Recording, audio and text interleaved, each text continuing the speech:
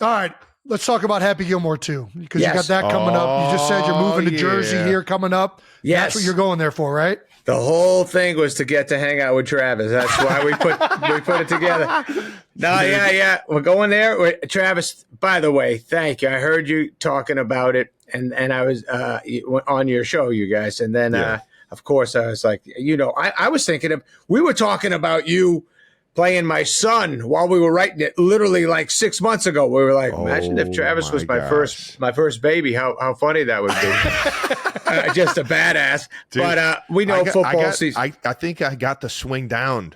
You do? Dude, I think I got the swing down. Can you crack it like that? I was out there the other day, and it was literally the day after you went on Fallon and told everybody. And I was like, man, you know what? I just got to do a ceremonial one. And and I ripped it. You did. It felt so good, dude. It felt so good. What a feeling when you look up and that thing's going straight. You're like, that works, man. How did that happen? It's just I bet feeling. You ripped the shit out of it. What do you hit them when you play? You bang it. You bang it long, don't you? Yeah, I can hit it about 320 consistently off the drive. Bitch. But I could be 3 holes over or right next to the hole. You know, it's either way. No, but I've seen you swing. It is nice. It's fun. I gotta say, when I'm doing the Happy Gilmore swing, I'm maybe 1 for 4 with that. 1 for 4.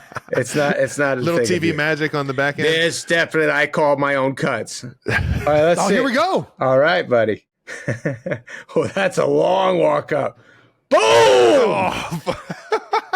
You can hear Pat Mahomes in the background telling you where it went. Pat's got a good swing too. He can bang him too. I'm sure you guys have fun golfing. No, he's a way better player than I am. He takes it way more serious. I'm just out there for the fun, man. Yeah, well, you're a fun man. Everybody on this little hang here, besides me, it seems like they have fun on the course. I get a little snappy out there. Little get frustrated. Have you gotten back into playing at all, just to kind of get ready for the movie, or did you take a time off from playing golf, or? Yes, sort of similar to my comedy career. I kind of dipped out for a while, and then I was like, "What am I doing, man? Let me get back into golf." And I played when I was a kid. I played when I was like 12. And my dad was awesome. My dad was a really good golfer. He'd shoot in the low 70s. I still can't do it. I can't get it there. Holy cow. I can't get down low. I've had a good 9. I had a good 9 maybe 2 weeks ago at Riviera. Nice. I think I could say. That's where they play the Genesis Open. That's a legit course. Exactly. That's a tough one. I mean, I played from the whites, but I shot okay. But I can't put 18 together. I can't do it. I can't concentrate that long. Are you guys good with 18? Dude, I suck. I have a very it's like little third to attention last span. in the Tahoe golf outing. Oh yeah, like, it was not good. Didn't break 90 one time. I hear you. That's kind of my spot too, around 88 or something. I'm good. Probably playing 18. When it gets to like 18 3 days in a row, I am just cooked, man. I am cooked, and my swing is all over the place. I'm not made for 3 days of golf in a row. That's a lot of thinking. I can't stay still for that long. Like right around hole 6, I start going, "What the hell am I doing here? What happened to my life?" They have burgers on the turn. What are we? Yeah. Once I eat at the clubhouse. That's so funny. When I grew up, my dad, there was we used to play at this one place, and I think it was hole 13. They used to put out Polish sausages and hot dogs and stuff like that. And every time I ate there, my father would go, "Oh, there it goes. Game over. He's going to stink now." I'd be like, no.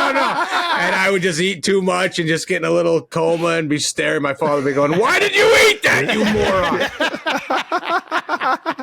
I was about to say, you inspired an entire generation to get on the golf course, man. I promise you did. I was one of the kids. We used to go up to the public course all the time and just wanted to absolutely hammer them and hit them with the Happy Gilmore swing and That's everything. So great. And we were hockey players growing up, so that the movie it hit extra hard. Yeah, it hit boy, so hard, man. And, yes, I know both you guys remind me of my friends so much growing up. Like, if you met my friends. What you did, you actually saw a few at the U2 show, right? That was awesome, man. Oh, how cool was that concert? That was incredible. What a night. But it was more fun seeing you there, buddy. We love seeing you. No, dude, that was like, I was telling Trav, I've told him before, reminded him again today, I have not been starstruck like much in my life. And seeing all of you guys next to me, like the entire ensemble, especially you, it was like, man, where the fuck am I at right now? That was cool, man. It's insane, man. I was like, I came here to watch you two, and I saw every person that like I ever looked up to, like, in like all of the best shows, all the best movies. Like, it was so cool. It was awesome. Thank you, man. Well, we love seeing you too, bud. We talked about you flying home that night. Anyways, that was a fun time. But both you boys remind me of exact dudes I hung out with growing up. And you two guys, the guys, they would protect me. I was a little bit of a wise guy, and I had a couple of boys like you always around, making sure I didn't get beat up too much. Yeah, man. Was that Jason? Speaking of kind of like being in a room where you're like, "How the fuck did I get here?" Was there ever a moment like that early on for you, where you're just like, "How did it happen so fast? How did I get here?" Yes. What is this? Yes. I'm sure. I don't remember anything. Saturday Night Live. That kind of did it to you. Every week you'd meet superstars that you grew up with. Dan Aykroyd, like all the original SNL cast. We got to meet so many of those cast members, and then just comedians we all loved growing up. Then rock stars. We got to meet Paul McCartney and Bruce Springsteen and everybody we talked about. All of a sudden we were in the room shooting the shit with them. It was incredible. That's awesome, man. Before we get off Happy Gilmore, though, I'm actually curious. I'm not familiar with how the original like thought process of the movie came about. Oh, okay, yeah. And I'm pretty curious. Like, was it just you just messing around on a golf course and it kind of connecting the dots, or what? It was my dad. Like I said, he liked golf. We used to go to the driving range a lot, and I had a great friend, Kyle McDonough, who ended up playing pro hockey. A great hockey player. In New Hampshire, it's a big hockey town. Oh yeah, hell yeah. Yeah. So Kyle came out with me and my dad, and he didn't play much golf, but he was banging them. We were young, maybe ninth grade or something like that. And he was banging them. My father kept saying, "Man, you hockey players, there's something about your wrist or the way you turn or something like that." And I just was like, I think I was in college or finishing up college or just maybe 23. And I thought, man, that'd be pretty funny to see a guy with a hockey mentality have such a big hit that he gets on the tour. And I remember calling my dad and telling my dad about it and going, "What do you think?" And he was like, "Yeah, it could be pretty good. We'll see." We'll see. But me and my buddy Herlihy, who I write all the movies with, we would write that and we'd call my dad and say, "Does this make sense in golf? When you putt, what do you think?" And it's all in the hips and stuff like that. Yeah. That was my dad. I would say, "Oh my god, what is it?" He said, "It's all in the hips, baby. It's all in the hips," and that's why we wrote that shit. Chubbs. Absolutely legendary, man.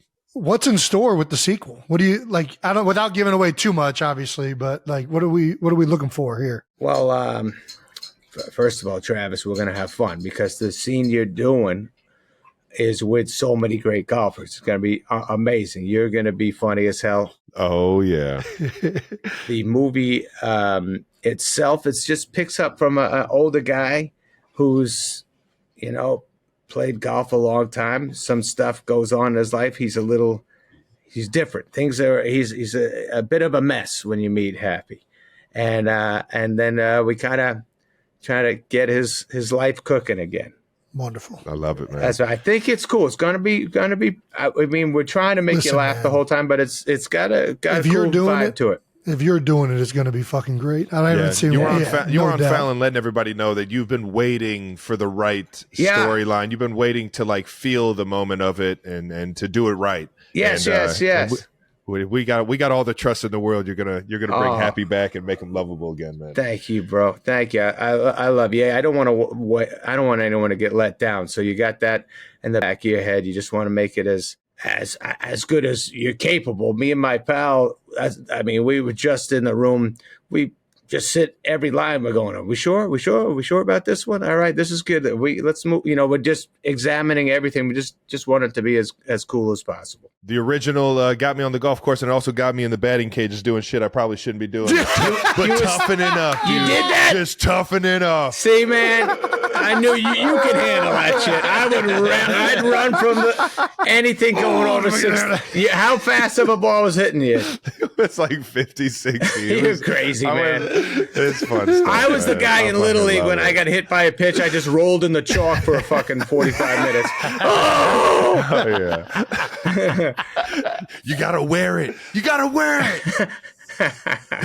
Don't rub it. That's funny. Yeah, that's good.